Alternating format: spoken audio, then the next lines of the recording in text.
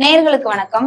இன்றைய நீட்டு மேசை விவாத நிகழ்ச்சியில நம்ம என்ன பேச போறோம் அப்படின்னா, யாருக்கு இந்த வரப்போற தேர்தல்ல அட்வான்டேஜ் இருக்கு அப்படின்னா, ஏன்னா தேர்தல் நெருங்கிடுச்சு.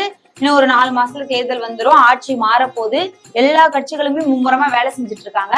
ஆனா மக்கள் செல்வாக்கு யார்கிட்ட இருக்கு, யாருக்கெல்லாம் இது அட்வான்டேஜா போக போகுதுன்றதான் இன்னைக்கு பேச போறோம். இதுக்காக எதிர்கட்சியில இருந்து ஒருத்தர் வந்திருக்காரு, அதுக்கப்புறம் அணில்கள் கட்சியில இருந்து ஒருத்தர் வந்திருக்காரு, அதுக்கப்புறம் பொதுமக்கள் அதுவும் அரசியல்ல ரொம்ப ஆர்வமுள்ள ஒருத்தர் வந்திருக்காரு. வாங்க நிகழ்ச்சிக்குள்ள போலாம். ஆரம்பிங்க சார். மேடம், இப்போ இந்த கேள்வி மிக சிறப்பான கேள்வி மேடம். பதில் சொல்லுங்க. சொல்றேன் அப்படின்னா 2026ல அதிகபட்ச வாய்ப்பு எங்க கட்சிக்கு தான் மேடம் இருக்கு. எதிர்கட்சியா இருக்கிற எங்களுக்கு தான் இருக்கு. எதை வச்சு சொல்றோம் அப்படின்னா, ஆளுங்கட்சி மேல அதிக அதிருப்தி இருக்கு. இப்ப புதுசா மாற்றம்னு இங்க சொல்லிட்டு இருக்காங்க, ஒண்ணு கிளிக்கிற மாதிரி எனக்கு தெரியல. சும்மாதான் சுத்திட்டு இருக்காங்க, விசிலடிச்சு சுத்திட்டு இருக்காங்க, விசிலடிச்சாங்க தான் சுத்திட்டு இருக்காங்க. அதனால பார்க்க போனா அதுக்கு மாற்றான கட்சி, ஒரு பவர்ஃபுல்லான கட்சி அப்படின்னா நாங்க மட்டும் தான் மேடம். எங்களுக்கு தான் அதிகபட்சமான வாய்ப்பு அதிகமா இருக்கு. அது நீங்க மக்களே புரிஞ்சுக்கணும். இல்ல சார், மாற்றம்னு சொல்றீங்களே, ஆனா இது வரைக்கும் எவ்வளவு போராட்டங்கள் நடத்திருக்கீங்க, ஆளுங்கட்சிக்கு எவ்வளவு அழுத்தம் கொடுத்துருக்கீங்க மேடம். நாங்க எதிர்கட்சியே இருக்கிறதே பெரிய இதுதானே மேடம், பெரிய அழுத்தம் தான். ஆமா, பெரிய அழுத்தம் தானே.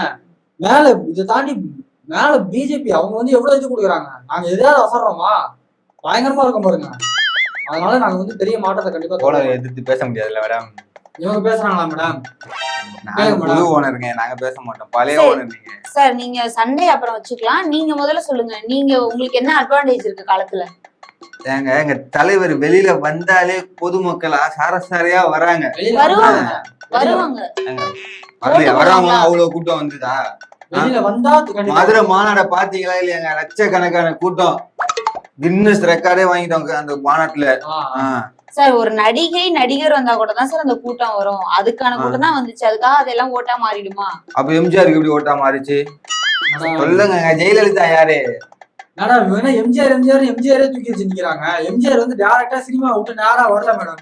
இதுக்கு அரசியல் எங்க தலைவரும் டைரக்டா வரலங்க. அதுக்கு முன்னாடி திமுக இருந்திருக்காரு, பல வருஷம் உழைச்சு அதுக்கப்புறம் தான் ஒரு முரண்பாட்டுல வெளில புது கட்சி துவங்குறாரு. அவரோட அரசியல் பயணம் ஒண்ணு இருக்கு. வந்த உடனே நான் சிஎம் சினிமா விட்டு வந்துட்டேன், கோடிக்கணக்கான இதை விட்டுட்டு வந்துட்டேன். என்ன மேடம், எப்படி இது? எங்க தளபதிக்கு இல்லையா 33 வருஷமா மக்கள் மன்றம் மூலமா மக்களை சந்திச்சு பல நலத்திட்டங்களை செஞ்சுட்டு இருக்காரு எங்க தளபதி. அவருக்கும் அரசியல் நேத்து வந்தவர் கிடையாது, அரசியலுக்கு பல வருஷத்துக்கு முன்னாடியே வந்தவர் தான். அந்த அனுபவம் இருக்கு. மக்களை கூட அவர் வெளில பாக்கல, அது ரசிகர்கள் தான் பண்ணிட்டு இருக்காங்க. இப்ப கட்சி ஆரம்பிச்சு அவர் வெளில வராது கிடையாது. ஒண்ணு நான் பேசணும், இல்ல அவங்க பேசணும், குருவ பேசிட்டு இருக்காங்க. ஒரு நிமிஷம் இருங்க சார். நீங்க சொல்லுங்க சார். இல்ல பாயிண்ட் அவுட் சரி, ஓகே சார், நீங்க ஸ்டார்ட். இவங்க அதிமுக சட்டமன்றத்துல எதிர்கட்சியா இருக்கிறாங்க, இல்லன்னு சொல்லல. பொதுமக்கள் களத்துல யார் எதிர்கட்சியா நிக்கிறா, எல்லாத்துக்கும் யார் குரல் கொடுக்குறா? நாங்க தானே கொடுக்குறோம். மக்கள் எங்களை நம்புறாங்க. கடைசியா இப்ப செங்கோட்டையன் சொன்னாரா இல்லையா, எங்க தளபதி சுற்றுப்பயணம் போனோடனே 42% ஓட்டு, 42% வாங்கினா தனி பெரும்பான்மையில ஆட்சி அமைக்கிறோம், சிஎம் ஆகுறோங்க. கட்சியில எனக்கு பிடிச்சது இந்த ஒரு விஷயம் தான் மேடம். அப்படிங்களா? சிரிக்காம சொல்றாருல்ல, அது பெரிய ஒரு டேலண்ட் வேணும் மேடம். இவ்வளவு பெரிய விஷயத்த சிரிக்காம அந்த கட்சியில இருக்கவங்க மட்டும் தான் பேச முடியும். 42% எனக்கே சிரிப்பு ஒரு கேட்கும்போது. ஏன்னா அவங்க 20% வாங்குனாங்க, ஓட்டு போட மாட்டாங்க. உங்க தொண்டர்களே உங்களுக்கு ஓட்டு போட மாட்டாங்க, ஏமாத்திட்டாங்க. யார் சொன்னா? அப்படிலாம் கிடையாது. நாங்க போனதால ஏதோ ஒரு இது ரைட்டா வலிக்கிட்டோம். அதனால அது இதா பண்ணாதீங்க. அதான் 10 தடவை தோத்துட்டீங்களே, அப்புறம் என்ன பேசணுமா? ஆமா, மக்கள் உங்களை 10 தடவை நிராகரிச்சுட்டாங்க. எங்க தளபதியை வரவுக்கு முன்னாடி தாராவாரம் எவ்வளவு இது பாத்தீங்களா? 26 தெரியும் எங்க தலைவர். ஆட்சியை பிடிக்க போறோம், அதுக்கப்புறம் இருக்கு உங்களுக்கு. வாங்க, யார ஊழல் கட்சி நான் சொல்றீங்களா? ஆமா, ஏவன் குற்றவாளி யாரு? நீங்க தானே. நீங்க மட்டும் இல்ல, கரூர்ல ஏவன் தானே. அதை ஒத்துக்க மாட்டீங்க. நீங்க இல்லையே, ஓடுனீங்களே, தலதறிக்க ஓடுனீங்களே, அதை ஒத்துக்க மாட்டீங்க. அதெல்லாம் இப்ப பேச கூடாது. கரூர் பிரச்சனை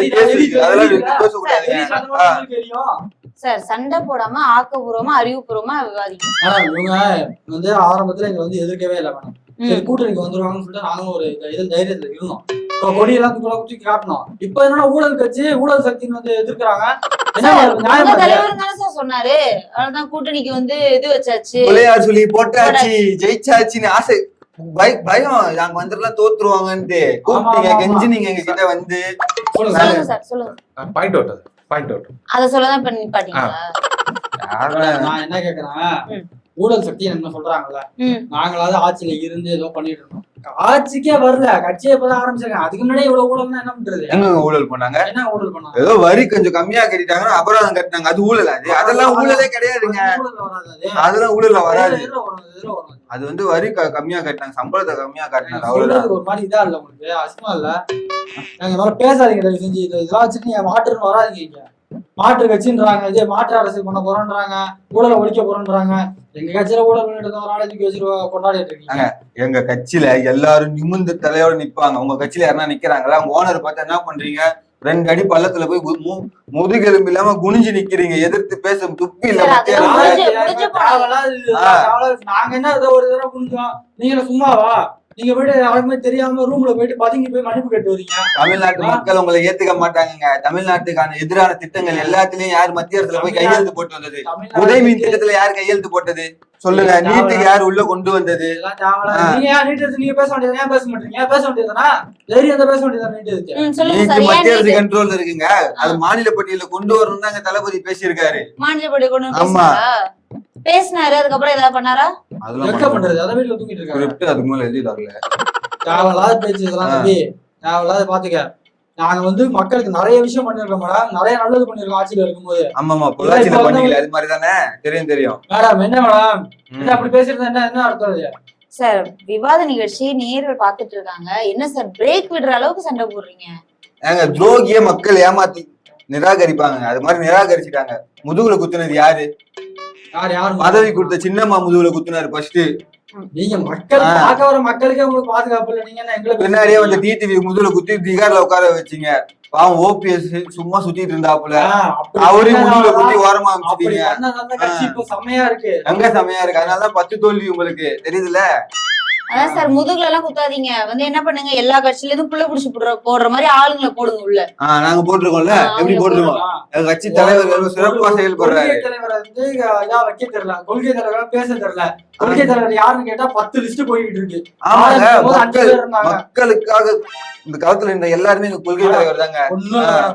2026 ஜெயிக்கணும்னு சொல்றாங்க மேடம். அவங்க கொள்கை தலைவர் மட்டும் கரெக்டா சொல்ல முடியும். சொல்லுங்க சார். அம்பேத்கர், பெரியார், ஜெயலலிதா, கலைஞர், முக ஸ்டாலின், உதயநிதி ஸ்டாலின், அப்புறம் வைகோ, எல்லாரையும் சொல்லுங்க. சேர்த்துங்க எல்லாத்தையும். கொள்கை தலைவரே சொல்ல தெரியல. என்ன மேடம் இது? உங்க கட்சி இது என்ன கட்சி இது? அதெல்லாம் இல்லங்க, நாங்க லிஸ்ட் நிறைய இருக்கு, அதனால கொஞ்சம் கன்ஃபியூஸ் ஆயிருச்சு. மத்தபடி நாங்க எல்லாமே ஒரு நிமிஷம் சார், நீங்க ஏதாவது பேசுங்க சார். என்ன நினைக்கிறீங்க? பாயிண்ட் அவுட் பேசிட்டு இருக்கேன் மேடம். கூப்பிடாதீங்க மேடம், கூப்பிடாதீங்க. 2000 ரூபாய் பேமெண்ட் தான் சார் வேஸ்ட். சரி சொல்லுங்க சார், நீங்க ஆரம்பிங்க. சரி, நீங்க என்ன மக்களுக்காக என்ன செஞ்சிருக்காங்கன்னு கேளுங்க. மக்களுக்காக நான் என்ன மேடம் செய்யல? எவ்வளவு நலத்திட்டங்கள் செஞ்சிருக்காங்க ஆட்சியில இருக்கும்போது? அதுதான் எவ்வளவு நிறைய செஞ்சிருக்கோம் மேடம். நாங்க என்ன தெரியாம இருக்கீங்களா உங்களுக்கு? எவ்வளவு நலத்திட்டம் தெரியுமா? முக்கியமா கொரோனா டைம்ல தாலிக்கு தங்கத்தை நிப்பாட்டினது யாரு? உடனே இந்த ஆட்சியில நிப்பாட்டிட்டாங்க. நிப்பாட்டினது எடப்பாடி ஆட்சியில. லேப்டாப் நிப்பாட்டினது யாரு? 2020 நிப்பாட்டாங்க லேப்டாப் கொடுக்கறத. திமுக லேப்டாப் தரலன்னு சொல்லிருக்காங்க.